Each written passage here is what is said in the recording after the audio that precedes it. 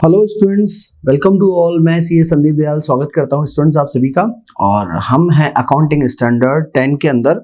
और फ्रेंड्स, हम लोग जो पढ़ रहे थे लास्ट क्लास में, जो मैं छोड़ के गया था टॉपिक, वो था हमारे पास कि मेजरमेंट आफ्टर इनिशियल रिकॉग्नाइजेशन। इसका मतलब ये कि देखिए, इनिशियल जब आप एसेट खरीदते हैं तब तो आप उसको कॉस्ट पे रिकॉग्नाइज करते हैं, लेकिन आफ्टर इनिशियल रिकॉग्नाइजेशन यानी कि आने वाले फ्यूचर्स में जब भी फिर अब आप उसको रिकॉर्ड कर रहे हैं तो उसके दो मेथड होते हैं।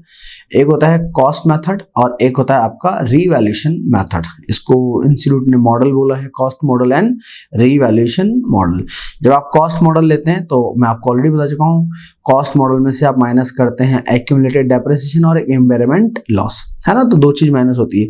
और जो आपका ये रीवैल्यूएशन मेथड होता है उसमें भी हम लोग क्या लेते हैं सर, उसमें हम लोग लेते हैं आपका रीवैल्यूएशन प्राइस। जो नॉर्मली मैंने आपसे कहा था फेयर वैल्यू होता है एसेट्स का, उसमें से माइनस करेंगे हम लोग एक्यूमुलेटेड डेप्रिसिएशन और एक आपका इम्बेयरमेंट लॉस। ठीक है, चलिए अब आज जो है हम लोग बात करेंगे इसके न्यूमेरिकल क्वेश्चन को सॉल्व करने की, भाई सर इसका जो न्यूमेरिक क्वेश्चन है वो किस तरीके से सॉल्व किया जाता है। ठीक है, तो आपका जो रीवैल्यूएशन मॉडल हम करते हैं, इसमें देखिए दो आपके पास डिफरेंट ऑप्शन अवेलेबल हैं। ठीक है,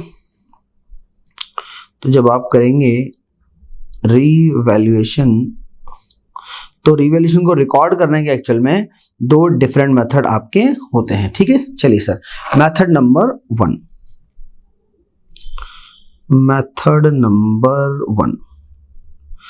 देखिए ये जो मेथड नंबर 1 है ये हमको क्या बोलता है, इसको हम लोग बोलते हैं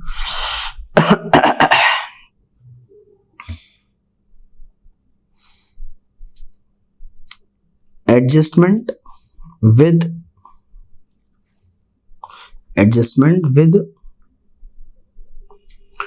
gross value and accumulated depreciation with proportionate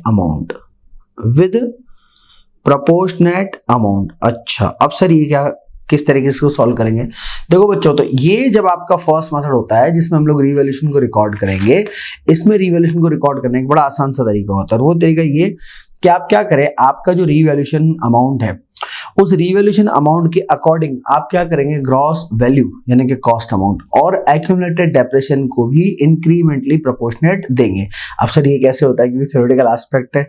चलिए तो मैं एक आपको इसका न्यूमेरिक करके बताता हूँ, ठीक है, फिर हम लोग बात करेंगे। फॉर एग्जाम्पल, आपका किसी एसेट्स का ग्रॉस वैल्यू है से अमाउंट ₹1000 माइनस एक्यूमुलेटेड डेप्रिसिएशन है इस पे 400। ठीक है बच्चों, और WDV आ रही है आपकी 600, बराबर। हाँ सर, ये ठीक है। तो WDV आ रही है आपकी 600। अब आपने कहा कि सर हमने इस एसेट्स का रीवैल्यूएशन करा, सर रीवैल्यूएशन के हिसाब से इसकी जो वैल्यू आ रही है, फॉर एग्जांपल वो आ रही है हमारे पास 900 रुपीस। ठीक है सर, ये हमारे पास एसेट्स का रीवैल्यूएशन प्राइस है। कितना रीवैल्यूएशन प्राइस है सर? 900 रुपीस का रीवैल्यूएशन प्राइस है सर। तो अब इसको रिकॉर्ड कैसे करें? देखिए बड़ा आसान है, इसको बहुत अच्छे से 2 मिनट कॉन्सेंट्रेट करेंगे और फिर हम इसको सीखेंगे। इसको आप अच्छे से समझिए। देखिए आपकी WDV 600 से बढ़ के कितनी हो गई? 900 होगी। यानी कि देखा जाए तो 600 रुपए का एसेट्स 900 रुपए हो गया। इसका मतलब ये बोलूँ क्या मैं कि भाई आपने अपनी WDV कितने से बढ़ा दी? 50% से बढ़ा दी। देखो बच्चों, ये बात समझ में आ रही है अपने को। 600 की वैल्यू आपने 900 कर दी, 300 रुपए बढ़ा दी, 600 रुपए भी, यानी कि आपने अपनी एक्यूमुलेटेड वैल्यू कितनी बढ़ाई सर? 50% से बढ़ाई है। तो मेथड नंबर 1 हमको ये बोलता है that the same percentage will be increase proportionately in the gross value and in the accumulated depreciation. अच्छा सर, अब ये कैसे होगा? चलिए अब मैं आपको बताता हूँ कैसे होगा। देखिए यूं बोलते हैं कि आपने क्या करा, 50% WDV बढ़ाई, तो आप ग्रॉस वैल्यू भी कितने से बढ़ाओ? 50% से, तो 500 रुपये बढ़ जाएगी ग्रॉस वैल्यू। यानी कि ग्रॉस वैल्यू कितनी दिखाएंगे अब आप? 1500 रुपये दिखाएंगे। सर एक्यूमुलेटेड डेप्रिसिएशन भी उतना ही बढ़ाओ, तो 400 का 50% यानी कि एक्यूमुलेटेड डेप्रिसिएशन कितना? 200। तो कितना बढ़ा दिया सर? 600 बढ़ा दिया। चलिए आप देखिए वैल्यू बढ़ गई आपकी, यानी कि नई ग्रॉस बुक वैल्यू कितनी मानेंगे आप? 1500। उस पर एक्यूमुलेटेड डेट कितना मानेंगे सर? 600। तो अल्टीमेटली नई वैल्यू कितनी मिलेगी हमको? 900। तो बिल्कुल सिंपली आप ये चेक। अच्छा, अगर डिक्रीज है तो डिक्रीज में भी सेम प्रोपोर्शन हमको करना है और इंक्रीज में भी सेम प्रोपोर्शनेट करना है। अब अगर मैं इसकी अकाउंटिंग एंट्री करूं सर, तो अकाउंटिंग एंट्री कैसे होगी? देखिए एक तो आपने एसेट्स बढ़ाई, बिल्कुल बढ़ाई सर, क्या एंट्री करेंगे, आप एंट्री करेंगे sir its assets account debit to accumulated operation को हम क्या बोलते हैं, हम लोग बोलते हैं sir provision for depreciation, provision for depreciation. और जितना आपको बेनिफिट हुआ है वो हम कहाँ ले जाएंगे सर, वो हम ले जाएंगे आपका रीवैल्यूएशन रिजर्व के अंदर। ठीक है बच्चों, देखो अब आपने कौन सा आइटम कितना कितना बढ़ाया। देखिए एसेट्स आपने कितनी बढ़ाई, 500 रुपए से बढ़ाई, हाँ सर एसेट्स हमने 500 रुपए से बढ़ाई, बिल्कुल ठीक है। फिर आपका देखिए एक्यूमुलेटेड डेट आपने कितने से बढ़ाया, 200 रुपए से बढ़ाया, बिल्कुल सर 200 रुपए से बढ़ाया। तो अल्टीमेटली रीवैल्यूएशन रिजर्व में कितना चले जाएगा, 300। ये हुआ हमारा सर मेथड नंबर 1। ठीक है, दैट मीन्स हम लोग इसमें क्या करते हैं, we will incrementally proportionate change will be done in the gross cost, that means our basically historical cost or original cost and in the accumulated depreciation। तो proportionately change करते हैं इस मेथड में, दिए तो हमारा मेथड नंबर 1। ठीक है सर, तो आई थिंक आपको समझ में आ गया होगा, बड़ा आसान सा है। आपको सिर्फ कंपेयर करना है कि WDV में कितने परसेंट चेंजेस हुआ है, उतना ही परसेंटेज चेंजेस आप ग्रॉस ब्लॉक में और एक्यूमुलेटेड डेप में इंक्रीज कर देंगे। बस entry assets account debit to provision for dep और टू रीवैल्यूएशन रिजर्व। ठीक है, अब सर देखिए ये तो हुआ हमारा मेथड नंबर 1। अब हम करते हैं इसको बेसिकली नेक्स्ट, हमारा मेथड नंबर जो सेकंड है उस मेथड नंबर सेकंड से हम लोग इसको सॉल्व करते हैं। ठीक है, अब ये जो हमारा मेथड नंबर सेकंड है ये हमको क्या बोलता है, मेथड नंबर सेकंड हमको बोलता है that accumulated depreciation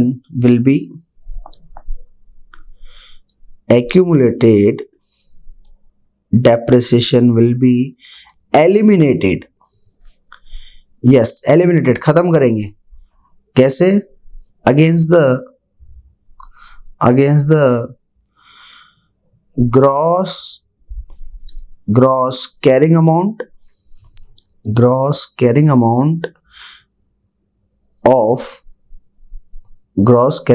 of assets and revaluation price।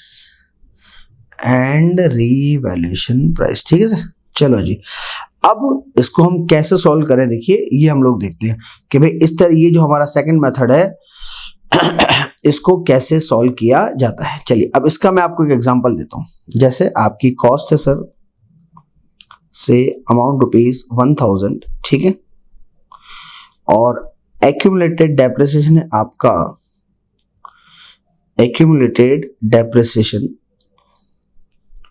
आपका 400, यानी कि सर हमारी WDV कितनी चल रही थी, हमारी WDV चल रही थी 600 रुपए। ठीक है, जिसको अपन बुक वैल्यू बोलते हैं। हमने कहा कि सर हमने इस एसेट्स का रीवैल्यूएशन किया, कितने पे किया सर, हमने रीवैल्यूएशन करा 1500 रुपए पे रीवैल्यूएशन करा। चलो साहब बड़ी अच्छी बात है, आपने 1500 रुपए पे रीवैल्यूएशन करा। तो ये मेथड क्या बोलता है, आप देखिए मेथड ये बोलता है that accumulated depreciation will be eliminated. यानी कि पहले बताया आप क्या करोगे, आप पहले एक्यूमुलेटेड डेप्रिसिएशन जो है सर, उस एक्यूमुलेटेड डेप्रिसिएशन को पहले क्या करेंगे, हम पहले उसको करेंगे राइट ऑफ। तो जितना हमारे पास एक्यूमुलेटेड डेप्रिसिएशन पड़ा है हम उसको पहले राइट ऑफ करेंगे, एंड देन जब भी हमारे एसेट्स बढ़ते हैं, हमको पता है हम एसेट्स अकाउंट क्या करते हैं, डेबिट करते हैं। अब देखिए ये किस तरीके से सॉल्व होगा सर, ये मैं आपको बताता हूँ। तो देखिए सबसे पहले तो आप एक्यूमुलेटेड डेप्रिसिएशन को राइट ऑफ कीजिए, यानी कि खत्म कीजिए। तो एक्यूमुलेटेड डेप्रिसिएशन को खत्म करने की entry, accumulated depreciation account debit to assets account. ठीक है, देखिए कितना सर आपका एक्यूमुलेटेड 400 का था, बिल्कुल सर 400 का था, तो 400 का तो आप खत्म कीजिए एक्यूमुलेटेड। अच्छा एक चीज आप देखिए, आपको जो टोटल बेसिकली जो बेनिफिट हो रहा है, देखिए बेनिफिट कितने का हो रहा है सर, 600 से एसेट बढ़ के कितनी हो गई हमारी 1500 हो गई, यानी कि 900 रुपए का एक तरह से हो रहा है हमको प्रॉफिट। ठीक है, अब ये जो हमको प्रॉफिट हो रहा है ये किस तरीके से ट्रीटमेंट हमको देना पड़ेगा। फाइन, चलिए तो हम बढ़ते हैं इसके अंदर आगे। तो बच्चों जो ऑप्शन नंबर सेकंड हमारे पास है उसको देखिए हम कैसे सॉल्व करेंगे। इसमें हमें क्या करना है, पहले तो हमको एक्यूमुलेटेड डेप्रिसिएशन खत्म करना है, कर दिया सर। कितना करना था सर, 400 से खत्म करना था, वो हमने कर दिया। ठीक है, अभी हमको क्या करना है, जितना हमको बेनिफिट हो रहा है, कितना बेनिफिट हो रहा है देखिए 600 से 1500 हम लोग पहुंच गए, यानी कि 900 रुपए की वैल्यू बढ़ रही है। तो उसके लिए हम एंट्री करेंगे it's assets account debit, assets account debit to revaluation reserve with amount ₹900। ठीक है सर, तो पहले तो क्या करना है आपको, एक्यूमुलेटेड डेप्रेशन को राइट ऑफ करना है और फिर जितना आपको प्रॉफिट हुआ उसको रीवैल्यूएशन रिजर्व में ले जाना है। तो WDV account debit to revaluation reserve, कितना प्रॉफिट हुआ आपको 900 का, वो हम ले जाएंगे रीवैल्यूएशन रिजर्व के अंदर। ठीक है, चलिए तो ये हम लोगों ने सॉल्व किया आपके पास आपका मेथड नंबर 2 रिगार्डिंग रीवैल्यूएशन। अभी देखिए स्टूडेंट्स आगे कुछ छोटे छोटे पॉइंट हम लोगों के पास हैं, तो उसको हम डिस्कस कर लेते हैं। जैसे एक पॉइंट आता है कि सर क्या इंडिविजुअल एसेट्स जब हम कर रहे हैं तो रीवैल्यूएशन क्या एक सिंगल एसेट्स का हो जाएगा या एंटायर कैटेगरी का होगा। तो ध्यान रखिएगा आप, इंडिविजुअल रीवैल्यूएशन जो है इट इज नॉट अलाउड। ठीक है, इसका क्या मतलब है, इसका मतलब है सर कि अगर आप जब रीवैल्यूएशन कर रहे हैं तो उस पूरी कैटेगरी का है ना, फुल कैटेगरी का क्या होगा, आपको रीवैल्यूएशन करना पड़ेगा, फुल कैटेगरी का रीवैल्यूएशन। इसका क्या मतलब है, जैसे आप मान लीजिए कि आपके पास अगर 10 मशीनरी है तो ऐसा नहीं आप एक ही मशीन का करेंगे, आपको 10 की 10 मशीनरी का क्या करना पड़ेगा, रीवैल्यूएशन करना पड़ेगा। पर इसका ये मतलब नहीं कि आपको फर्नीचर का भी रीवैल्यूएशन करना है, नहीं ऐसा नहीं है। मशीन का करा, एक मशीन का करा तो सारी मशीन का करना पड़ेगा। ठीक है, आपके पास 5 बिल्डिंग हैं, अगर आपने एक बिल्डिंग का करा तो सारी बिल्डिंग का आपको रिवैल्यूएशन करना पड़ेगा। ठीक है, तो ये हमको ध्यान रखना पड़ेगा। तो उसको हम लोग बोलते हैं सेलेक्टिव। तो जैसे सर जो सेलेक्टिव आपका है रिवैल्यूएशन वो आपके पास अलाउड नहीं होता है। ठीक है, चलिए सर अब हम बढ़ते हैं कि जब हम रिवैल्यूएशन करते हैं पीपीई का तो किस तरीके से उसको रिकॉर्ड किया जाएगा। देखिए जब आप रिवैल्यूएशन कर रहे हैं तो सबसे पहले तो आप ये देखें कि क्या रिवैल्यूएशन जो आप कर रहे हैं वो फर्स्ट टाइम है या वो आफ्टर फर्स्ट टाइम है। ठीक है, फर्स्ट टाइम है या फिर वो आफ्टर फर्स्ट टाइम है, यानी कि सेकंड टाइम या थर्ड टाइम। वो दो कैटेगरी हम इसलिए बना रहे हैं क्योंकि पहले हम लोग बात करेंगे फर्स्ट कैटेगरी की। अगर आप फर्स्ट टाइम रिवैल्यूएशन करते हैं तो दो कैटेगरी हो सकती है, या तो एसेट्स का वैल्यूएशन अपवर्ड जा सकता है या फिर एसेट्स का वैल्यूएशन कहाँ जा सकता है, डाउनवर्ड जा सकता है। ठीक है, अभी हम फर्स्ट कैटेगरी की बात कर रहे हैं बच्चों, यानी कि जब हमने रिवैल्यूएशन जो करा है वो कब करा है सर, वो करा है हमने फर्स्ट टाइम। तो फर्स्ट टाइम रिवैल्यूएशन करा है और अगर आपको प्रॉफिट हो रहा है तो एंट्री क्या होगी सर, एंट्री आपकी होगी its assets account debit to revaluation reserve. ठीक है, अगर आपने क्या करा है, अगर आपने फर्स्ट टाइम रिवैल्यूएशन करा है और आपको प्रॉफिट हो रहा है, यानी कि अपवर्ड रिवैल्यूएशन आपने करा है, प्रॉफिट हो रहा है तो जाएगा रिवैल्यूएशन रिजर्व में। तो entry assets account debit to revaluation reserve. लेकिन फर्स्ट टाइम ही रिवैल्यूएशन आपने करा है और वो रिवैल्यूएशन हो गया सर आपका डाउनवर्ड का मतलब एसेट्स की वैल्यू हो गई सर आपकी कम। तो अब आप ध्यान रखो फर्स्ट टाइम ही कर रहे हैं, हाँ सर बिल्कुल फर्स्ट टाइम कर रहे हैं, तो रिवैल्यूएशन रिजर्व तो है ही नहीं आपके पास। तो आप ये ध्यान रखें, देखिए जिसका कोई नहीं होता ना उसका कौन होता है सर, उसका वैसे भगवान होता है और हमारा अकाउंटेंसी में P&L होता है। ठीक है, तो अभी क्योंकि हमने फर्स्ट टाइम रिवैल्यूएशन करा और हमको लॉस हो रहा है तो वो लॉस हम कहाँ से लेंगे, वो हम लेंगे हमारा कंपनी का केस है तो फिर आपका लग जाता है statement of P&L account debit to assets account. ठीक है, टू एसेट्स अकाउंट। तो ये तो हमने बात करी सर कि फर्स्ट ईयर में जब हमने रिवैल्यूएशन करा तो किस तरीके से काम चलता है। तो फर्स्ट ईयर में रिवैल्यूएशन करा, प्रॉफिट हो रहा है asset account debit to revaluation reserve और लॉस हो रहा है तो P&L account debit to assets account. ठीक है, अब बात करते हैं सर सब्सिक्वेंट ईयर में कि सब्सिक्वेंट ईयर में क्या हुआ, यानी कि आने वाले ईयर में। तो आपके अगर जो सब्सिक्वेंट ईयर्स होते हैं उसकी कंडीशन में आपको बता दो। देखिए सब्सिक्वेंट ईयर आपके वैसा बड़ी अच्छी बात है, आने वाले ईयर्स में अगर आपको प्रॉफिट हो रहा है तो कोई लफड़ा ही नहीं है। ठीक है, और अगर लॉस हो रहा है, चलिए सर अब क्या है, हम लोग कंडीशन को बहुत ढंग से समझिएगा, कंडीशन को 1 by 1, या मैं एक काम करता हूं इस प्रॉफिट लॉस को थोड़ा सा काट के इसको मैं कंडीशन नंबर 1 के साथ एंगेज कर देता हूं। ठीक है, चलिए मेरे कहने का मतलब ये है बच्चों कि फर्स्ट ईयर में प्रॉफिट हुआ, ठीक है, लेकिन सेकेंड ईयर में लॉस हो गया आपको। फॉर एग्जाम्पल फर्स्ट ईयर में प्रॉफिट हुआ 10,000 रुपीज का किसी एसेट्स के ऊपर, ठीक है, लेकिन सेकेंड ईयर में लॉस हो गया कितने का, 14,000 रुपीज का। तो मैं पूरी एंट्री आपको बताता हूँ, बराबर है सर। फर्स्ट ईयर में प्रॉफिट हुआ लेकिन सेकेंड ईयर में लॉस हुआ, इस केस को समझे। फर्स्ट ईयर में प्रॉफिट हुआ होगा तो आपने क्या एंट्री करी होगी सर, फर्स्ट ईयर में आपको प्रॉफिट हुआ तो आपने एंट्री करी होगी sir its assets account debit to revaluation reserve. ठीक है, तो ये तो सर आपने जो एंट्री करी होगी assets account debit to revaluation reserve, amount rupees 10,000, ये आपने एंट्री कब करी? फर्स्ट ईयर में करी। अब आप सेकेंड ईयर में आ गए, आपको तो लॉस हो गया 14,000 का। तो अकाउंटिंग स्टैंडर्ड क्या बोलता है सर? अकाउंटिंग स्टैंडर्ड ये बोलता है that any loss in the subsequent year it will be first charge to the revaluation reserve and then after any remaining loss will be charge from P&L। Sir इसका क्या मतलब है? तो इसका ये मतलब है कि भाई आप जो लॉस चार्ज करेंगे, ये बोल रहा है पहले आप रीवैल्यूएशन रिजर्व को यूज में लें और अगर वो कम पड़ जाए तो फिर P&L में से ले लें। ठीक है, तो देखिए हमारी एंट्री क्या बन जाएगी। देखिए हमारे पास रीवैल्यूएशन रिजर्व में कितना पैसा है सर? 10,000 रुपए था। ठीक है, अब आपको अगले साल लॉस हो रहा है, कितने का लॉस हो रहा है सर? 14,000 का लॉस हो रहा है। देखिए इसको कैसे कवर करें? तो 14,000 का लॉस हो रहा है तो पहले 10,000 तो आप कहाँ से ले लोगे सर? ये तो ले लोगे आप रीवैल्यूएशन रिजर्व से। अभी भी कितने का लॉस बच रहा है? 4,000 रुपए का लॉस बच रहा है, तो उसको कहाँ से लें सर? उसको हम P&L से ले लेंगे।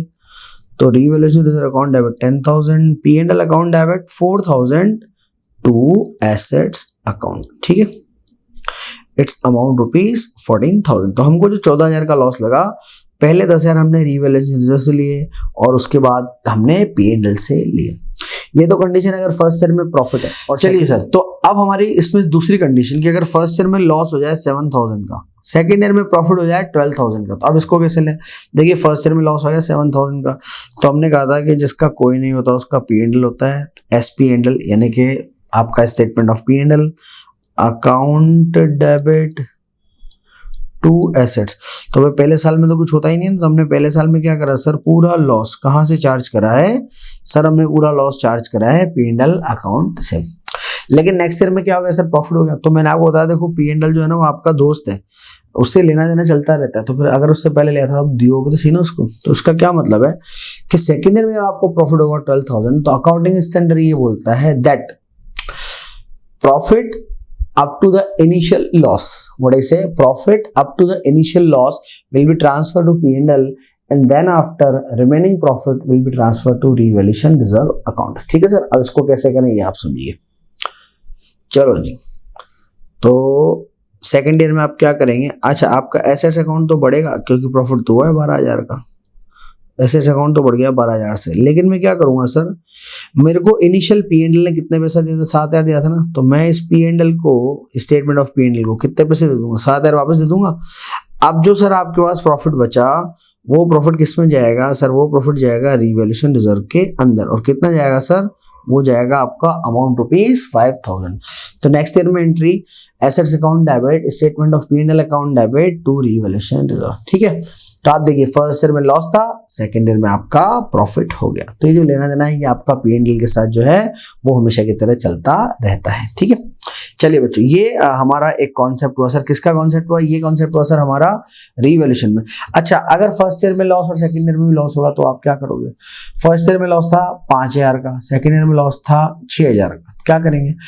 लॉस ही लॉस हो रहा है तो P&L से, तो पहले साल में P&L टू एसेट्स 5,000, अगले साल में फिर से 6,000 का लॉस हो रहा है, चलो साहब P&L account debit to assets 6,000। ठीक है, तो फर्स्ट ईयर में भी लॉस है और अगर सेकंड ईयर में भी लॉस है तो ये किस में जाएगा सर? ये जाएगा P&L अकाउंट के अंदर। अच्छा, फर्स्ट ईयर में प्रॉफिट है, सेकंड ईयर में प्रॉफिट है, तो ये किस में जाएगा? ये दोनों आपके जाएंगे रीवैल्यूएशन रिजर्व अकाउंट के अंदर जाएंगे। ठीक है, चलिए अब हम कुछ और एस्पेक्ट ले लेते हैं। ठीक है, अगला एस्पेक्ट देखिए हमसे क्या बोल रहा है।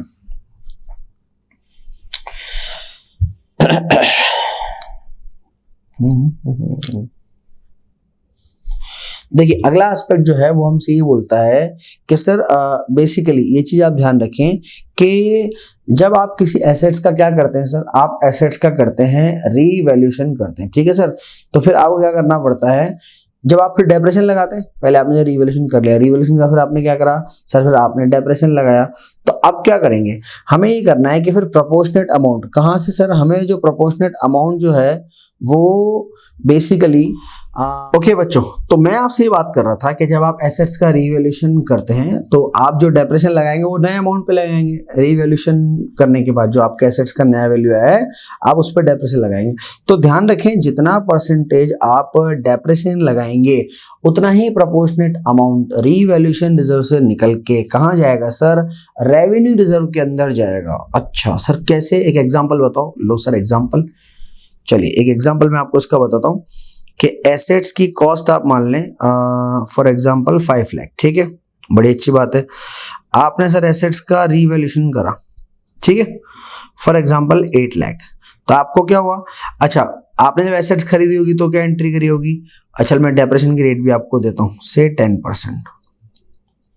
जब आपने एसेट्स खरीदी होगी तब तो आपने assets account debit to bank करा होगा 5 लाख से, लिखने की जरूरत नहीं, फिर मैं लिख के बताता हूँ। Assets account debit to bank, ये तो आपने जब एसेट्स खरीदी होगी बेटा तब आपने एसेट्स में ये एंट्री करेगी, assets account debit to bank 5 lakh. फिर क्या करा आपने, 3 लाख रुपए सर एसेट्स की वैल्यू बढ़ रही है, तो हमने कहा कि जब एसेट्स की वैल्यू बढ़ती है और प्रॉफिट होता है तो हम एंट्री क्या करते हैं, हम एंट्री करते हैं sir assets account debit to revaluation reserve. ध्यान रखिएगा रीवैल्यूएशन रिजर्व को रीवैल्यूएशन सरप्लस भी बोलते हैं, एक ही बात है, रीवैल्यूएशन रिजर्व भी बोलते हैं, रीवैल्यूएशन सरप्लस बोलते हैं, ठीक है सर, ये आपका हो गया। अब डेप कितने पे लगाओगे, 5 लाख पे, 8 लाख पे, बोलो बोलो कितने पे लगाओगे। बोलो सर डेप तो हम नई वैल्यू पे लगाएंगे, और नई वैल्यू तो कितनी सर हमारी 8 लाख रुपए। तो 8 लाख रुपए में जब आप डेप्रेशन लगाओगे 10%, तो उसकी एंट्री क्या होगी, उसकी एंट्री होगी सर आपकी its depreciation account debit to assets, और नई वैल्यू क्योंकि कितनी 8 लाख है, तो 8 लाख का 10% यानी कितना 80,000 रुपए का आपने क्या लगाया सर, 80,000 का लगाया आपने डेप्रेशन, ठीक है। तो जब आपने 80,000 रुपए का डेप्रेशन लगाया 10% से, तो रीवैल्यूएशन रिजर्व में जितना पैसा है वो निकल के कहाँ जाएगा, रेवेन्यू रिजर्व में, same rate of the depreciation. तो जितना आप डेप्रेशन लगाओगे ना उतना ही प्रोपोर्शनेट, उतने ही परसेंटेज से रीवैल्यूएशन रिजर्व से पैसा निकल के कहाँ जाएगा, रेवेन्यू रिजर्व में जाएगा। सर क्या मतलब है, मतलब समझो भाई, आपने कितना रीवैल्यूएशन करा, 3 लाख रुपए का कराना, तो 3 लाख का 10% निकालो, है ना, क्योंकि डेप्रेशन भी आपका 10% है, तो 3 लाख का 10% निकालेंगे तो हमारी एंट्री क्या होगी सर, हमारी एंट्री होगी revaluation reserve account debit to revenue reserve, to revenue reserve, ठीक है। और कितना अमाउंट सर, 10%, यानी कि अमाउंट ₹30,000, ठीक है। तो ये 30,000 रुपीज आपके निकल के यहाँ पे चल जाएंगे। देखो लॉजिक आप समझो ना, जैसे जैसे आपकी एसेट्स खत्म होती जाएगी वैसे वैसे उधर आपको रीवैल्यूएशन रिजर्व तो खत्म करना है ना, समझ रहे हो आप बात को। तो इसलिए हम क्या करते हैं, प्रोपोर्शनेट पैसा रीवैल्यूएशन रिजर्व से निकाल के कहाँ डालते हैं हमने, ये ध्यान रखना, ये रीवैल्यूएशन रिजर्व है और ये रेवेन्यू रिजर्व है। तो एंट्री क्या हो रही है, revaluation reserve account debit to revenue reserve with amount ₹30,000, ठीक है सर। तो ये काम हमको करना पड़ेगा। चलिए अब सर इसी एग्जाम्पल में अगर हम थोड़ा सा और मिर्च मसाला लगा दें, है ना, मंचूरियन बना दें इसको, तो फिर उसका हमको क्या करना पड़ेगा। चलिए तो अब मैं एक काम करता हूं कि एसेट्स को सेल कर देता हूं। अच्छा इसमें ध्यान रखिएगा, आपको डायरेक्ट रीवैल्यूएशन रिजर्व से निकाल के पैसा जो है वो रेवेन्यू रिजर्व में ले जाना है, P&L के थ्रू नहीं ले जाना है, ध्यान रखिए, है ना, P&L को फोकट आप एंगेज नहीं करेंगे। चलिए अब अगला है कि सर अगर हम एसेट्स को डी रिकॉग्नाइज कर दें, डी रिकॉग्नाइज का मतलब क्या होता है, डी रिकॉग्नाइज अगर आप इसको कर दें, ठीक है, ये आपका derecognise. Sir derecognise का मतलब होता है कि हम क्या करने वाले हैं, हम इसको बैलेंस शीट से धक्का मार के बाहर निकालने वाले हैं, उसको हम लोग बोलते हैं डी रिकॉग्नाइजेशन करना, ठीक है। तो उसका ये मतलब होता है। अब डी रिकॉग्नाइजेशन करने में हम लोग किस तरह से एंट्री करते हैं ये हम लोग चेक कर लेते हैं, ठीक है। एक चीज ध्यान रखिएगा, जब आप डी रिकॉग्नाइजेशन करते हैं ना, तो जितना भी आपका पैसा कहाँ रखा हुआ है सर, रीवैल्यूएशन रिजर्व में रखा हुआ है, वो पैसा पूरा का पूरा कहाँ जाता है सर, वो पैसा जाता है आपका रेवेन्यू रिजर्व के अंदर, ठीक है सर। चलिए तो ये चीज आप ध्यान में रखेंगे। फाइन, चलिए बच्चों, तो डी रिकॉग्नाइजेशन के जो हमारे अलग अलग केस है वो हम लोग सॉल्व करके देखते हैं, ठीक है। देखिए फॉर एग्जाम्पल कि ये आपकी balance sheet, sir balance sheet में आपके पास था for example plant and machinery था सर, कितने का था, 2 लाख रुपए का था, ठीक है। और इस पे एक्यूमुलेटेड डेप्थ था सर 1.5 लाख का, ठीक है। 2 लाख की एसेट्स और 1.5 का एक्यूमुलेटेड डेप्थ, यानी कि एसेट्स की डब्ल्यू कितनी, 50,000 रुपए थी। अब आपसे कहा गया कि आपने इस एसेट्स को अपने एक्टिव यूज में से हटा दिया, बाहर, खत्म, है ना। तो अब क्या करें सर, इसको अगर हमने को डी रिकॉग्नाइज करना है तो कैसे करें? तो सर डी रिकॉग्नाइज करने की एंट्री आपकी accumulated depreciation account debit, P&L account debit to asset account. ठीक है, अब अमाउंट कैसे कैसे आएगा सर? देखिए आपके एसेट्स की ओरिजिनल कॉस्ट कितनी थी? 2 लाख रुपए, और एक्यूमुलेटेड डेट कितना है सर हमारा? ये था हमारा 1,50,000 रुपीज। ठीक है, तो नेट नेट देखा जाए तो क्या हो गया सर? 50,000 का लॉस हो गया। ठीक है, तो ये 50,000 का लॉस हम लोगों ने यहाँ पे रिकॉर्ड कर लिया। कहाँ से रिकॉर्ड करा सर? ये हमने रिकॉर्ड करा P&L अकाउंट के अंदर। ये तो मैंने नॉर्मल काम करा, यानी कि मैंने बैलेंस शीट में कोई रिवैल्यूएशन रिजर्व डाला ही नहीं। अब इसी केस में मैं अगर बोलूं कि यार एक चीज और थी, बैलेंस शीट के लायबिलिटी साइड में था रीवैल्यूएशन रिजर्व। कितने का था? 8,000 रुपए का था। ये और दे दिया आपको कि भाई ये भी था यहाँ तो ठीक है। जब आपने एसेट्स ही हटा दी तो फिर उसका सर आप जो रीवैल्यूएशन रिजर्व मेंटेन करके करोगे क्या? तो फिर उस केस में बच्चों हम एंट्री और करेंगे, और हम क्या एंट्री करने वाले हैं? हम एंट्री करने वाले हैं sir revaluation reserve account debit to revenue reserve. ठीक है, तो रिवैल्यूएशन रिजर्व में पैसा रखा है और रेवेन्यू रिजर्व में जाएगा। कितना? 8,000 रुपए रखा है सर। देखिए तो ये 8,000 रुपए हमने क्या करा? रीवैल्यूएशन रिजर्व से निकाल के कहाँ डाल दिया सर? ये डाल दिया हमने रेवेन्यू रिजर्व के अंदर। ठीक है बच्चों, तो ये हमारा काम हो गया, जबकि हमने एसेट्स को पूरी तरह से क्या कर दिया? बाहर निकाल दिया। अब अगर आपसे कहा जाएगा नहीं आपने तो एसेट्स को बेचा है और बेचने से कुछ पैसा भी मिला है, ठीक है सर, तो अब एक वो वाला केस ले लेते हैं कि अगर हमने एसेट्स को बेचा और एसेट्स बेचने से पैसा मिला तो उसका क्या ट्रीटमेंट किया जाएगा। ठीक है, चलिए तो देखिए ये आपका प्लांट में ले लेता हूँ। प्लांट था 5 लाख रुपए का, है ना, और उस पर एक्यूमुलेटेड डेब्ट था 2 लाख रुपए का, यानी कि एसेट्स की वैल्यू कितनी? 3 लाख रुपए। और इधर आपका रीवैल्यूएशन रिजर्व मान लेते हैं कितने का? 40,000 रुपए का पड़ा था। ठीक है, चलिए ये आपकी बैलेंस है। अब आपसे कहा गया कि आपने क्या करा? आपने एसेट्स को सेल कर दिया। कितने में सेल कर दिया सर? 1,80,000 में आपने इसको सेल कर दिया, है ना। Record the necessary transaction. 3 lakh के एसेट्स गई है, कितने में गई? 180 में गई है। तो सर इसकी एंट्री क्या करेंगे? बोले तो आप ये समझो। देखिए यहाँ पर क्योंकि आपने एसेट्स को सेल करा है तो एक तो क्या आएगा? Bank account debit. ठीक है, और एक आपका accumulated depreciation account debit.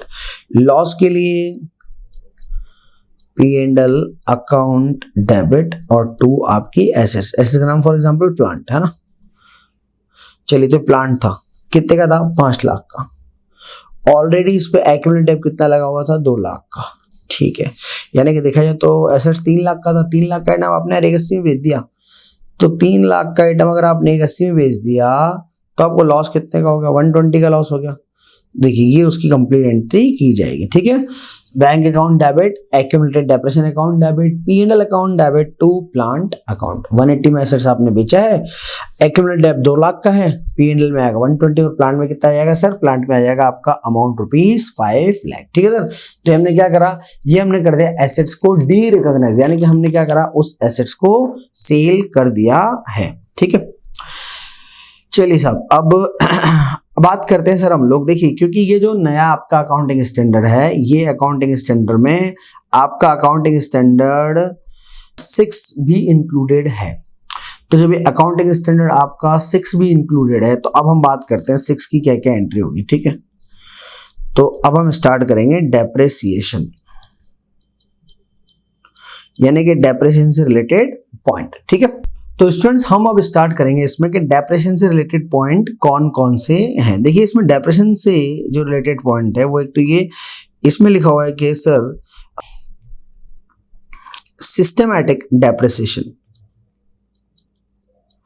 Systematic depreciation should be charge on assets on its whole useful life. इसका मतलब ये है कि आप जो डेप्रिसिएशन चार्ज कर रहे हैं वो बिल्कुल इस तरीके से बिल्कुल डिस्ट्रीब्यूट हो जाना चाहिए उसकी जो यूजफुल लाइफ है उसके अंदर। जैसे अगर कि एसेट्स की यूजफुल लाइफ 5 साल है तो आप प्रोपोर्शनेटली 5 साल में जितना जितना आप यूज करेंगे उतना उतना आपको डेप्रिसिएशन चार्ज करना चाहिए, है ना। तो इसमें लिखा हुआ नॉर्मल सा पॉइंट है that systematic depreciation should be charge on assets over it's useful life और डेप्रिसिएबल लाइफ। ठीक है, चलिए फिर आगे हमारे पास है कि आपका each part of PPE, each part of PPE with significant cost charge should be charged to depreciation separately. ठीक है, should be charge to depreciation separately. अब इसका क्या मतलब है सर, समझिए। इसका ये मतलब है जो इंस्टीट्यूट ने एग्जांपल दिया मैं आपको वही दे रहा हूँ, ICAI का एग्जांपल दे रहा हूँ ताकि चक्कर का काम ही नहीं पड़े आपको। देखिए, अगर इन्होंने बोला कि सर आपने एक एयरक्राफ्ट लिया, ठीक है सर, आपका कहना है सर हमारा एयरक्राफ्ट जो है फॉर एग्जाम्पल वो 50 करोड़ रुपीज का है, बड़ी अच्छी बात है, तो 50 करोड़ का एयरक्राफ्ट है। और आपने कहा सर वो जो उसका इंजन है उस इंजन की वैल्यू 10 करोड़ रुपीज है। टोटल एयरक्राफ्ट 50 करोड़ का है, इंजन की कॉस्ट 10 करोड़ है, सिग्निफिकेंट पार्ट है। तो ये बोलता है कि वो जो सिग्निफिकेंट पार्ट है उन पे डेप्रिसिएशन अलग से लगना चाहिए। जैसे आप बोल रहे हो कि एयरक्राफ्ट है, आपने कहा सर जो एयरक्राफ्ट है उसकी लाइफ जो है ना 10 साल है, लाइफ जो है सर उसकी कब की है, लाइफ है उसकी 10 साल। ठीक है, एंड इंजन की जो लाइफ है वो 6 साल है, बराबर है। तो ये क्या होगा, सिग्निफिकेंट पार्ट है। तो हमारा अकाउंटिंग स्टैंडर्ड ये बोलता है कि भाई आपके एसेट्स के जो सिग्निफिकेंट पार्ट हैं उन पर डेप्रिसिएशन अलग से चार्ज करना चाहिए, शुड बी चार्ज सेपरेटली। तो सर एयरक्राफ्ट पे अलग डेप्रिसिएशन लगेगा, मतलब बची हुई वैल्यू पे, ऐसा नहीं कि टोटल। देखो अब ऐसा तो नहीं कि एयरक्राफ्ट अगर 50 करोड़ का है तो इंजन हम अलग से लगाएंगे उसमें 10 करोड़ का, तो 50 करोड़ में ऑलरेडी 10 करोड़ इंक्लूडेड है, यानी कि टोटल 50 करोड़ में से 10 करोड़ पे अलग लगेगा 6 ईयर के हिसाब से और 40 करोड़ पे अलग लगेगा फॉर 10 ईयर के अकॉर्डिंग। ठीक है बच्चों, तो बोलते हैं अगर सिग्निफिकेंट पार्ट हमारे पास हैं और उनकी लाइफ हमको अलग से अगर पता है then separate depreciation should be charge. ठीक है, चलिए और आगे बढ़ते हैं हम लोग नेक्स्ट। फिर नेक्स्ट पार्ट इसने लिखा है कि if there is part of assets, there is part of assets with part of assets with similar useful life,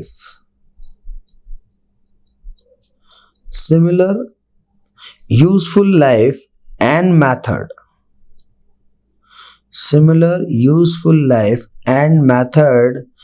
these should be composition. हाँ जी, अलग वर्ड है कंपोजिशन। इसका क्या मतलब है, कंपोजिशन का मतलब यह है कि इस तरह के एसेट्स के पार्ट जिनकी यूजफुल लाइफ सिमिलर है और डेप्रिसिएशन की मेथड सिमिलर है, आप उनको जोड़ दें और जोड़ के क्या करें, आप ग्रुप में डेप्रिसिएशन लगाएं। जैसे आप इनकम टैक्स के अंदर लगाते हो ना ग्रुपिंग करके ब्लॉक बना के, तो ये बोल रहा है कि कंपोजिशन यानी कि आप उन एसेट्स का ग्रुप बनाएं और उस पूरे ग्रुप पे क्या लगेगा सर, उस पूरे ग्रुप पे लगेगा आपका डेप्रिसिएशन। ठीक है, देखिए आप क्या करेंगे, ये आप बनाएंगे उसका ग्रुप, तो ग्रुप बनाएंगे और उस ग्रुप पे क्या लगाएंगे सर, ग्रुप पे लगाएंगे बच्चों हम लोग डेप्रिसिएशन। ठीक है, तो ग्रुप बना के हमको डेप्रिसिएशन लगाना चाहिए। फिर अगला पॉइंट हमारा लिखा हुआ है, ये बोल रहा है कितने पॉइंट लिखा दिए, 3 पॉइंट लिखा दिए। चौथा पॉइंट ये बोल रहा है कि depreciation should be charge to P&L, depreciation should be charge to P&L unless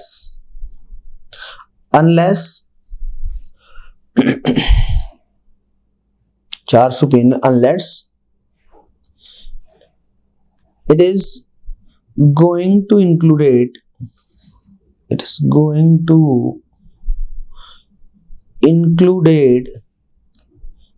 in the cost of, है ना, कैरिंग अमाउंट सकते हैं कॉस्ट ऑफ अदर एसेट्स। ठीक है सर, अब इसका क्या मतलब समझना आप। देखिए एक एग्जांपल मैं आपको बताता हूँ, थोड़े दिन पहले मैं आपको बताता, हम लोग बात कर रहे थे सेल्फ जनरेटेड एसेट्स की, है ना, कि टाटा कंपनी क्या कर रही है, एक बहुत बड़ी बिल्डिंग बना रही है ना, तो उन्होंने क्या करा, उसमें अपना ट्रक लगा दिया। वो ट्रक क्या करता है, उनका पूरा माल वाल जो सप्लाई वगैरह करता है, सारा काम वो ट्रक से लोडिंग अनलोडिंग करता है ना। तो जो फैक्ट्री बिल्डिंग आपकी बन रही है, उसकी लोडिंग अनलोडिंग के लिए पूरा आपका वो जो टाटा का ट्रक है वही काम आता है। तब आप उस पर डेप्रेशन लगाओगे। तो आप ध्यान रखें, वो ट्रक किस काम आ रहा है सर, बिल्डिंग का मटेरियल लाने ले जाने का काम आता है ना, और वर्कर को लाने ले जाने के लिए वो काम आता है। तो पूरी तरीके से वो जो ट्रक है वो डेडिकेटेड है उस फैक्ट्री बिल्डिंग के लिए। तो जब आप फैक्ट्री बिल्डिंग बनाओगे तो उस फैक्ट्री बिल्डिंग की कॉस्ट में हमें ट्रक का डेप्रिसिएशन ऐड करना चाहिए, ठीक है सर, बिल्कुल करना चाहिए। तो आप क्या करोगे, आप ट्रक का डेप्रिसिएशन ऐड करोगे उस फैक्ट्री बिल्डिंग के अंदर, ठीक है। तो उस केस में वो डेप्रिसिएशन फिर आपका P&L में नहीं जाएगा, वो डेप्रिसिएशन कहाँ चल जाएगा, वो जाएगा आपका एसेट्स की कॉस्ट में। यही लिखा हुआ देखो कि depreciation should be charge to P&L unless it is going to included in the cost of the other assets, ठीक है सर, बिल्कुल सर। चलो भाई, फिर आगे लिखा हुआ है आपके पास नेक्स्ट पॉइंट नंबर 6 जो हमारे पास है, वो बोल रहा है कि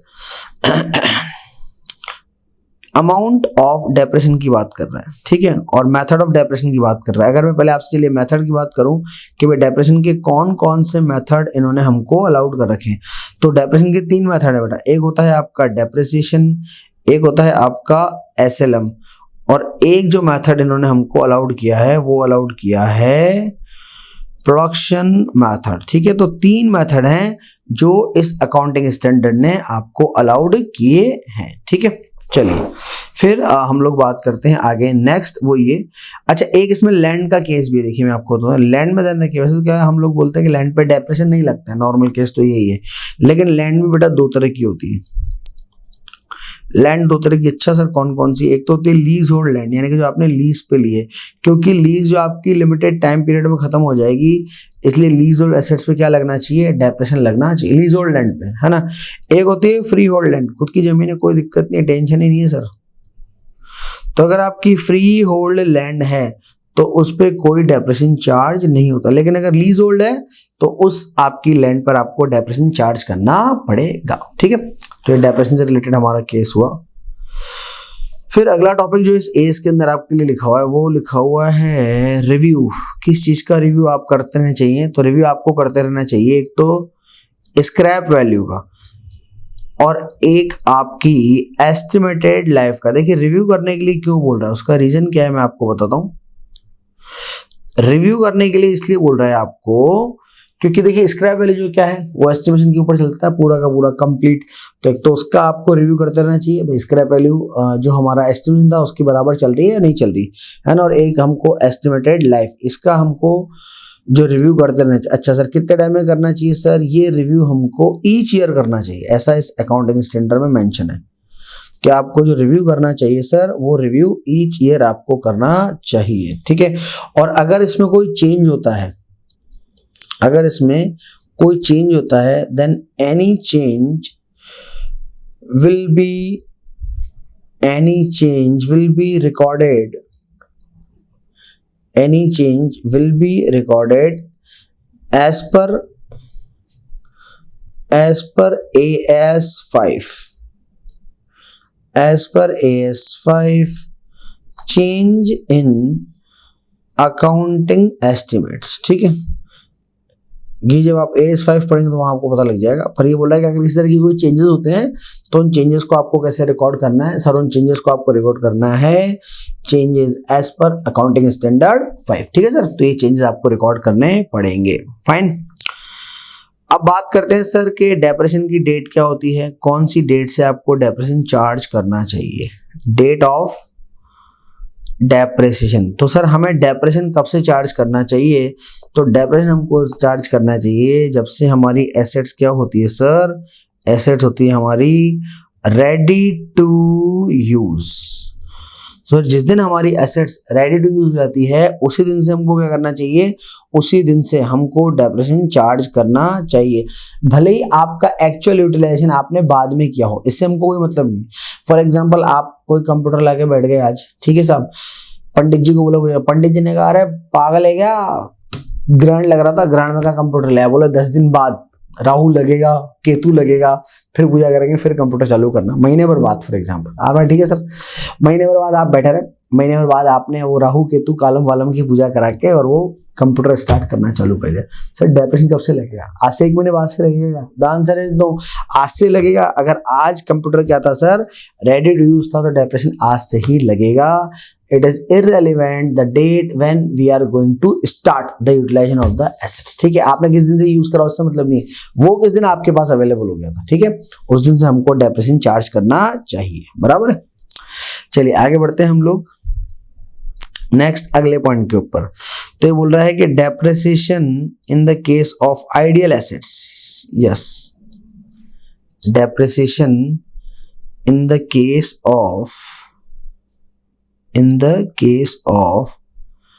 आइडियल एसेट्स।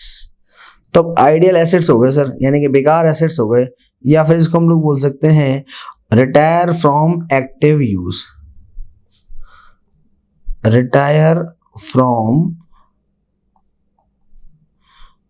एक्टिव यूज, ठीक है। तो ऐसे एसेट्स सर जो क्या हो रहा है, एक्टिव यूज से रिटायर हो चुके हैं, उनके केस में क्या करना चाहिए? क्या उनके केस में डिप्रेशन लगाना चाहिए या नहीं लगाना चाहिए? तो आंसर है सर डिप्रेशन तो लगाना चाहिए, भले आप यूज करें नहीं करें। Depression should be charge, depression should be charge unless it is already fully depreciated, it is already fully depreciated। क्या मतलब है सर? मतलब ये है कि अगर आपने उन एसेट्स पे ऑलरेडी पूरा डेप्रेशन, जैसे 10,000 की एसेट्स है और आप ऑलरेडी पूरा 10,000 पे डेप्रेशन चार्ज कर चुके हैं, वैल्यू खत्म कर चुके हैं, तो बात ही खत्म, फिर तो आपको डेप्रेशन नहीं लगाना है। लेकिन अगर उसकी कुछ वैल्यू बची है और आपने आइडियल कर दिया एसेट्स के, सर काम नहीं रही, कबाड़ा हो गया, उसको साइड में रख दो, है ना, एक्टिवली यूज नहीं, साइड में रखा हुआ है आपने उसको, तो इसका मतलब ये नहीं डेप्रेशन बंद हो जाएगा, डेप्रेशन तो उस पर लगता रहेगा unless depreciation has been already fully charge, बराबर है। अच्छा सर, क्या किसी ईयर में हमारा जो डिप्रेशन है वो डिप्रेशन हमारा 0 हो सकता है क्या? बिल्कुल हो सकता है सर। आपका डिप्रेसिएशन जो है वो प्रोडक्शन मेथड में 0 हो सकता है, ये ध्यान रखिएगा, क्योंकि प्रोडक्शन मेथड में डिप्रेशन तभी लगता है जब आप प्रोडक्शन करते हैं, तभी डिप्रेशन लगता है, अदरवाइज नहीं लगता है। तो डिप्रेशन का जो प्रोडक्शन मेथड है, इस मेथड के अंदर जो आपके डिप्रेशन की वैल्यू है वो 0 हो सकती है, क्योंकि अगर आपने बेसिकली काम किया ही नहीं है, एसेट्स काम में लिया ही नहीं है, तो फिर आपका डिप्रेशन चार्ज नहीं होगा, ठीक है। चलिए नेक्स्ट अगले पॉइंट पे हम लोग बढ़ते हैं। अगला पॉइंट हमारा क्या है? अगला पॉइंट हमारा क्या है कि सर अगर किसी एसेट्स की फेयर वैल्यू मतलब आप प्रैक्टिकली समझने के लिए मान सकते हो बेटा मार्केट वैल्यू, है ना, कि अगर जो उसकी फेयर वैल्यू है सर वो उसकी बुक वैल्यू से ज्यादा हो जाए सर, तो क्या मैं डिप्रेशन चार्ज करूं क्या? बताइए सर, क्या डिप्रेशन चार्ज होगा? हाँ सर बिल्कुल होगा। देखिए आपकी लैंड बिल्डिंग आपने खरीदी 50 लाख की, ठीक है, आप डिप्रेशन लगाए 1-2 साल बाद, पता लगा कि अब उसकी वैल्यू बढ़ गई, है ना, 50 लाख की ली थी 80 लाख हो गई, तो क्या आप डैप नहीं लगाओगे? सर डैप लगाएंगे, because as per going concern asset will be recorded at the historical cost, है ना, तो हम लोग डिप्रेशन चार्ज करेंगे, भले ही एसेट्स की फेयर वैल्यू एसेट्स की बुक वैल्यू से ज्यादा हो, तो भी आपका सर जो डिप्रेशन होगा, डिप्रेशन शुड बी चार्ज, उस केस में भी आपको डिप्रेशन चार्ज करना चाहिए। चलिए फिर बढ़ते हैं सर हम लोग आगे। अगला केस, व्हेन स्क्रैप वैल्यू, है ना, जिसको हम लोग रेसिडुअल वैल्यू बोलते हैं, so when scrap value is more than the book value, scrap value is more than the book value, sir क्या ऐसे केस में भी डिप्रेशन चार्ज हो जाएगा? बताइए। स्क्रैप वैल्यू आप एसेट्स को यूज कर रहे हैं, करते फॉर एग्जांपल 10,000 की एसेट्स थी, स्क्रैप वैल्यू 1,500 रुपए, बुक वैल्यू 1,000 रुपए रही, तो यार भैया स्क्रैप वैल्यू 1,500 रुपए, बुक वैल्यू आपने 1,000 रुपए कर रखी, तो फिर क्या डिप्रेशन लगेगा? सर उस केस में आपका डिप्रेशन नहीं लगेगा, क्योंकि आपके पास जो स्क्रैप वैल्यू है वो ज्यादा है और बुक वैल्यू है वो कम है। लेकिन बाद में थोड़ा सा उल्टा हो गया, बाद में मान लीजिए वापस बुक वैल्यू ज्यादा होगी, स्क्रैप वैल्यू आपकी कम होगी, स्क्रैप वैल्यू 500 रुपए रहेगी और बुक वैल्यू 1,000 है, तो उस केस में क्या होगा सर? उस केस में फिर आपका डिप्रेशन चार्ज आपको करना पड़ेगा, ठीक है, तो इस चीज को आप ध्यान रखें, उस केस में आप डिप्रेशन चार्ज करेंगे। चलिए जी, अगला है आपके पास कि भाई डेप्रेशन लगाना फिर कब बंद करेंगे सर, इस मुसीबत से कब मुक्ति मिलेगी? तो बिल्कुल, in the following case depreciation will be cease to charge. In the following cases depreciation will be cease to charge, यानी कि no depreciation will be charge, no depreciation will be charge. Sir कौन कौन सी case में? Number 1, जब आपकी assets जो है वो क्या हो जाए, assets retire from active use, retire from active use है ना, and held for sale. Number 2, held for sale, held for sale. Number 3, it is de-recognize, it is de-recognize मतलब क्या होता है सर? de-recognize मतलब होता है बुक से इसको बाहर निकाल देना। तो उस केस में आप ध्यान रखें कि फिर आपका जो डिप्रेशन है वो चार्ज। अब इसमें देखिए एक पॉइंट जैसे मैं आपको बताऊँ, इसमें लिखा हुआ है आपके पास कि भाई डिप्रेशन हम चार्ज कर, जब हमने एसेट्स क्या कर दी, रिटायर फ्रॉम एक्टिव यूज है ना। जैसे आइडियल एसेट, जैसे हमने, अगर आपको मालूम हो थोड़ी देर पहले ही मैंने आपको भी जो पॉइंट पढ़ाया था उसमें हम लोगों ने बात करी थी कि हमारा जो डिप्रेशन है, depression in the case of ideal assets या फिर रिटायर एसेट्स जो है एक्टिव यूज से, उस पर भी हम लोग डिप्रेशन चार्ज नहीं करेंगे अगर वो फुली डेप्रेसेड है। तो फुली डेप्रेशन नहीं तो फिर क्या करेंगे, डिप्रेशन चार्ज करेंगे। लेकिन अभी हमने जैसे लिखा कि depression will not be charged on the assets which is retired from active। तो वही वाला पॉइंट एक्चुअल में है ना कि अगर आप ऑलरेडी पूरा डेप्रेशन चार्ज कर चुके हैं तो फिर डेप्रेशन आप चार्ज नहीं करेंगे। चलिए नेक्स्ट हमारे पास है कि एक चीज होती है, देखिए आपका कि जो डेप्रेशन का मेथड है, डेप्रेशन का मेथड किस तरीके से होना चाहिए? डेप्रेशन का मेथड होना चाहिए, it should reflect the pattern in which future economic benefit of the assets are going to be receive by the enterprises. इसका क्या मतलब है सर? इसका ये मतलब है कि आपका जो डेप्रेशन का पैटर्न है, पैटर्न आपका इस तरीके का यूज होना चाहिए जो उस एसेट से मिलने वाले इकोनॉमिक बेनिफिट को रिफ्लेक्ट करे। जैसे देखो सिंपली आपका प्रोडक्शन मेथड है, पहले साल आपने 10,000 यूनिट बनाई तो 10,000 यूनिट पे आपका डेप्रेशन लगेगा। अगले साल लेकिन अगर आपने 50,000 यूनिट बनाई तो 50,000 यूनिट पे डेप्रेशन लगेगा। फिर अगले साल अगर आपने 40,000 यूनिट बनाई तो 40 पे डेप्रेशन लगेगा। तो ये मेथड क्या बता रहा है? ये मेथड बता रहा है जिस प्रोपोर्शनेट में इकोनॉमिक आपको फ्यूचर इकोनॉमिक बेनिफिट रिसीव हो रहा है, उसी प्रोपोर्शनेट में हम क्या कर रहे हैं सर? उसी प्रोपोर्शनेट में हम डेप्रेशन को चार्ज कर रहे हैं। ठीक है, चलिए एक आपका जैसे 3 मेथड है, WDV है, SLM है, प्रोडक्शन। तो आप कैसे, तो आप बिल्कुल कैटेगरी ऑफ एसेट्स के हिसाब से अलग अलग डेप्रेशन के मेथड लगा सकते हैं, उसमें कोई दिक्कत नहीं है ना, कैटेगरी के हिसाब से, बराबर है। चलिए 3 मेथड मैंने आपको ऑलरेडी बताई दिए, SLM, WDV and production method. अब एक देखिए बड़ा इंपॉर्टेंट चेंज जो इस नए एस के अंदर है वो मैं आपको पढ़ाने जा रहा हूँ, उसका ध्यान रखें प्लीज। वो ये कि हमें पता है कि अगर आपका इंटरप्राइजेस जो है वो अगर चाहे कि भाई उनको एसेट्स का जो डेप्रेशन मेथड है, वो डेप्रेशन मेथड क्या करना है सर? वो डेप्रेशन मेथड वो लोग चेंज करना चाहते हैं। तो अब अगर वो डेप्रेशन का मेथड चेंज करना चाहते हैं तो बिल्कुल कर सकते हैं, लेकिन ध्यान रहे उसमें। So whenever there is change in the depreciation method, ठीक है बेटा, तो whenever there is change in the depreciation method, what we should consider that it will be applicable, it will be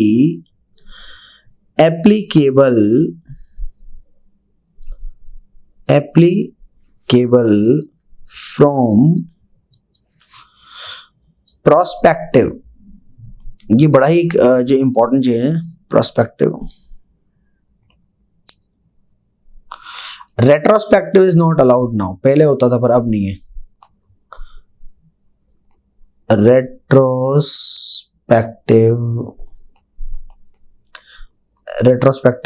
not allowed, इस चीज का आप ध्यान रखिए, बड़ा इंपॉर्टेंट है, इस पे क्वेश्चन आ सकता है आपका। देखिए चेंज इन मेथड, पहले पता है क्या करते थे?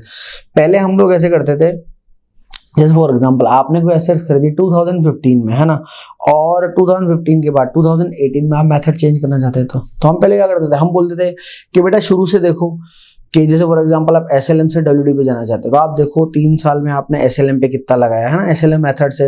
अब अगर आप WDV करना चाहते हैं और शुरू से अगर हम WDV मेथड एप्लीकेबल करते तो WDV मेथड में कितना डेप्रेशन लगता, फिर दोनों को कंपेयर करते थे, कम लगाया ज़्यादा लगाया, फिर उसको P&L में ट्रांसफर करते थे या एसेट्स की वैल्यू बढ़ाते थे। छुटकारा, मुक्ति मिली। एएस ने बोला भाई 2015 में एसेट्स खरीदी, बढ़िया करा, 2018 में मेथड चेंज करना है, तो बोले कि जो 2018 के स्टार्टिंग में आपकी रिटर्न डाउन वैल्यू बच रही है उस पर नया मेथड अप्लाई कर दो।